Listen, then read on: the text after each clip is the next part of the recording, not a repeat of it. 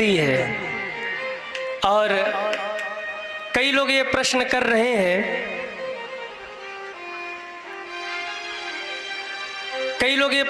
रहे हैं, कि गुरुजी निर्जला एकादशी का व्रत हम किस दिन रहे, 6 तारीख को रहे कि 7 तारीख को रहे, 6 जून को व्रत रहे कि 7 जून को व्रत रहे। ध्यान से सुनिए, मैं आपके संशय का समाधान करने जा रहा हूँ। ज्येष्ठ मास की शुक्ल पक्ष की पड़ने वाली एकादशी को हम सभी निर्जला एकादशी कहते हैं। इसका नाम निर्जला एकादशी क्यों है? क्योंकि ये एकादशी ऐसी है जिसको बिना जल पिए, बिना जल ग्रहण किए ही करना चाहिए। अगर आप जल पी के नहीं कर सकते, वैसे प्रयास करिए कि निर्जला आप करिए। और नहीं कर सकते तो बोले, अगर आप निर्जला नहीं कर सकते तो आप सफला करिए, सजला करिए। सजला भी नहीं कर सकते तो सफला करिए, पर यदि सामर्थ्य है तो आप निर्जला एकादशी जरूर करिए। इसकी महिमा क्या है, पहले मैं 2 मिनट में आपको ये बता दूं। एक बार भगवान से भीम ने कहा कि प्रभु, हमारे सभी भाई तो व्रत रहते हैं, पर हम व्रत नहीं रह पाते क्योंकि हमको भूख बहुत लगती है। तो महाराज, हमें एकादशी का फल कैसे मिलेगा?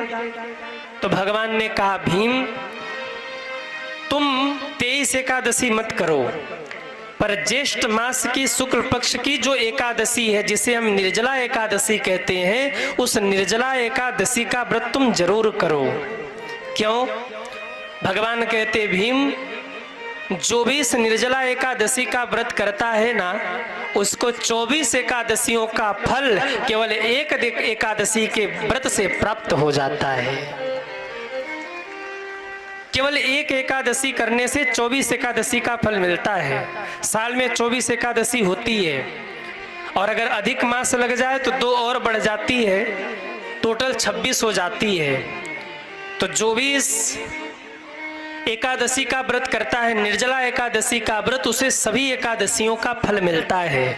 और सुनिए, जो भी इस निर्जला एकादशी का व्रत करता है ना, उसे 100 यज्ञ का फल शास्त्र कहते हैं कि केवल एक निर्जला एकादशी के व्रत से प्राप्त हो जाता है। कोई 100 यज्ञ करे और कोई निर्जला एकादशी कर ले, दोनों का फल बराबर होता है।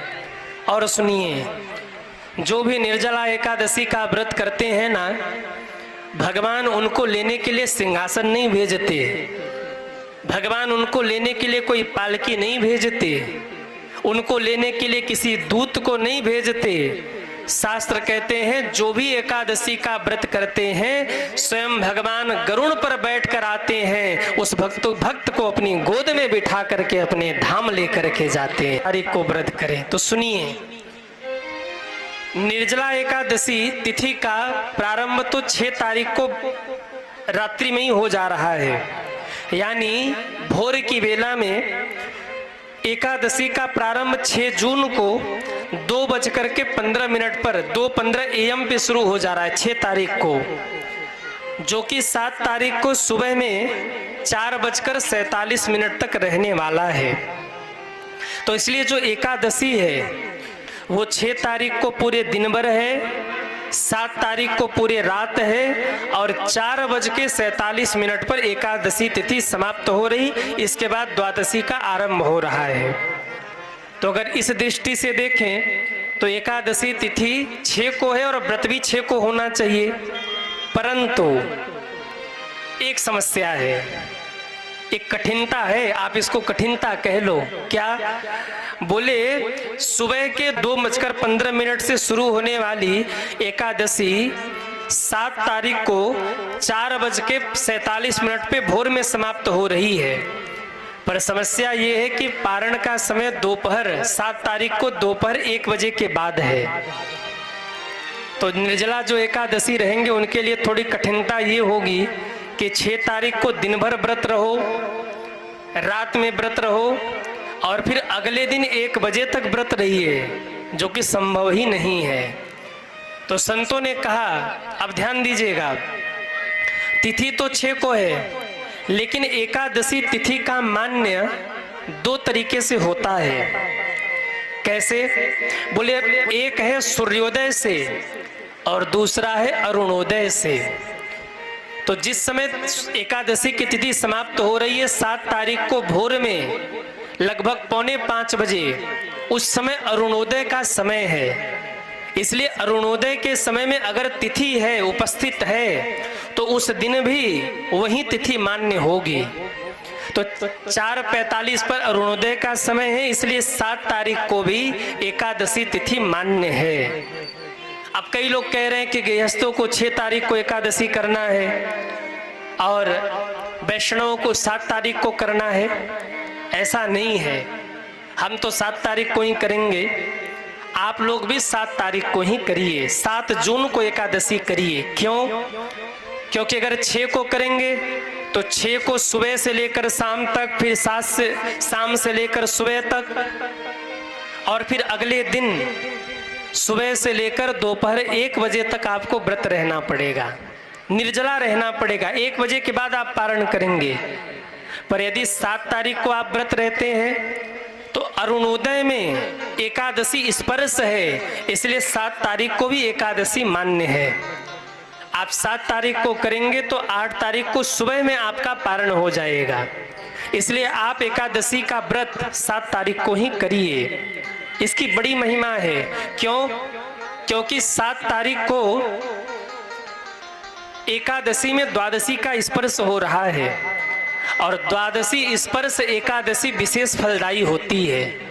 द्वादशी का स्पर्श अगर एकादशी में हो जाए तो वो विशेष फल प्रदान करने वाली होती है। इस दृष्टि से भी अगर हम देखें तो 7 तारीख की एकादशी तिथि ही मान्य है सज्जनों। बोलिए एकादशी मैया की जय हो। तो यदि आप 6 को करते हैं तो आपके सामने वही समस्या होगी कि आपको फिर 32 घंटे 33 घंटे निराजल रहना पड़ेगा, जो असंभव है। पर शाम को अगर आप 7 तारीख को करते हैं एकादशी तो यह आपके लिए सुलभ है। दूसरी बात, जैसे जन्माष्टमी में रोहिणी नक्षत्र का विशेष महत्व है, ऐसे ही एकादशी में चित्रा नक्षत्र का विशेष महत्व है। तो ये जो चित्रा नक्षत्र है ये 6 को नहीं है, चित्रा नक्षत्र का योग 7 तारीख को बन रहा है। तो इस दृष्टि से भी अगर हम देखें तो 7 तारीख की एकादशी ही ज्यादा मान्य है सज्जनों। और तीसरी बात, 8 तारीख को भी द्वादशी है।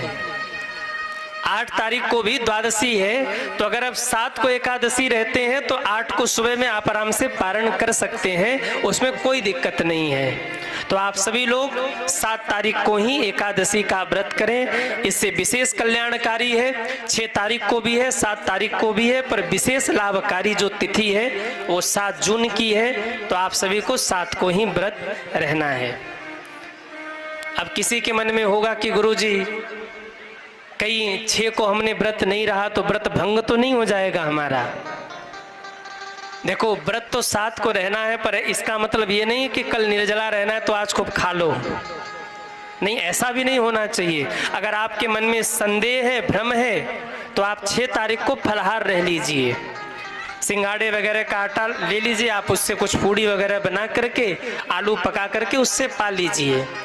तो 6 तारीख को आप फलाहारी रह करके कुछ जो फलाहारी में पाते वो पा करके आप व्रत कर लीजिए, और 7 तारीख को आप निराजल रह करके एकादशी का व्रत करिए, निर्जला एकादशी का व्रत करिए।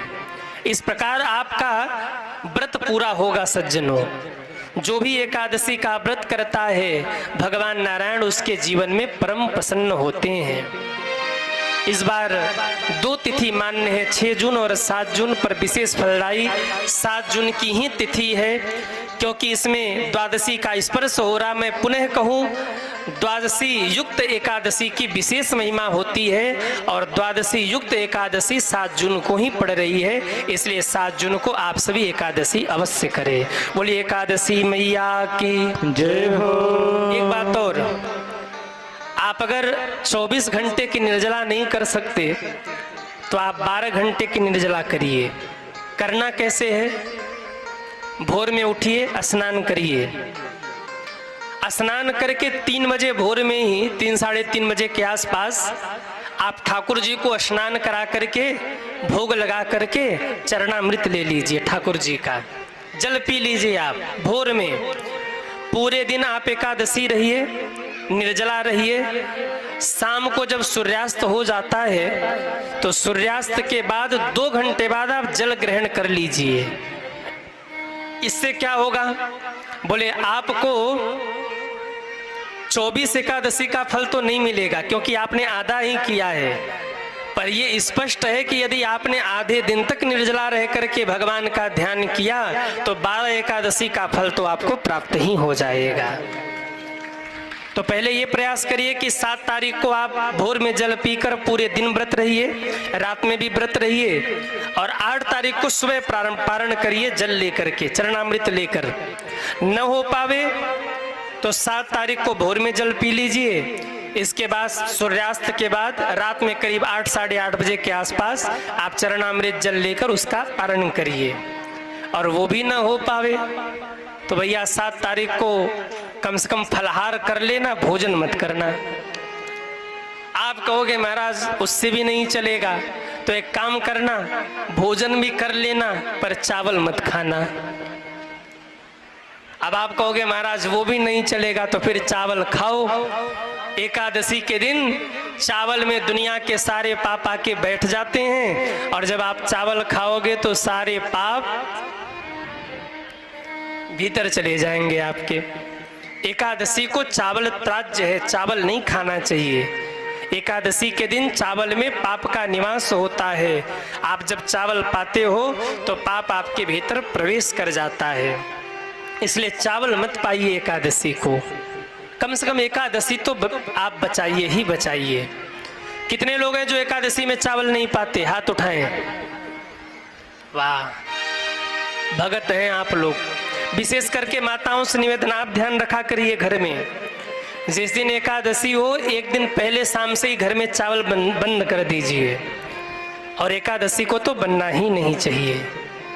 बोलिए एकादशी मैया की जय हो, बोलिए नारायण भगवान की जय हो। स्पष्ट हो गया आपको कै तारीख को व्रत